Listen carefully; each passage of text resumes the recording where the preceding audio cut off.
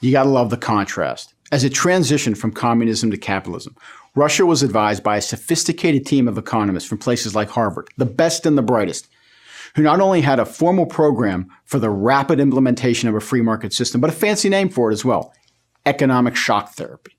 China, on the other hand, had no advisors and was instead guided by a 4'11" chain-smoking, card-playing 70-something-year-old Communist Party cadre who had no direct experience in a market economy and had been kicked out of his own party 3 times. Now, if Russia had soared and China had collapsed, there wouldn't be much to this story. But as we all know, the opposite happened. Russia collapsed, recovered feebly, and has struggled since. China, by contrast, has strung together an almost unprecedented record of continuous growth over the last 3 decades.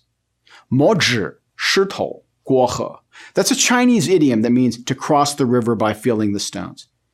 Deng Xiaoping, the diminutive communist cadre who was the father to modern China, used this expression to express the idea that China has taken a very gradual, incremental, step-by-step, and trial and error approach to transitioning from communism to capitalism. Not only is feeling the stones to cross the river a much better name than shock therapy, it's also a much better approach. Now, for those interested in emerging markets or economic development in general, why gradual change is better than rapid change is a fascinating and I think very important topic. But here, we want to emphasize that for businesses building a strategy in China, it is imperative to understand China's gradual approach to reform because that approach has had a significant impact on China's economic structure, things like the regional differences or the structure of particular economic sectors. And understanding differences in the economic structure, along with things like China's culture, business environment, even lifestyle, is imperative to developing the right strategy for China.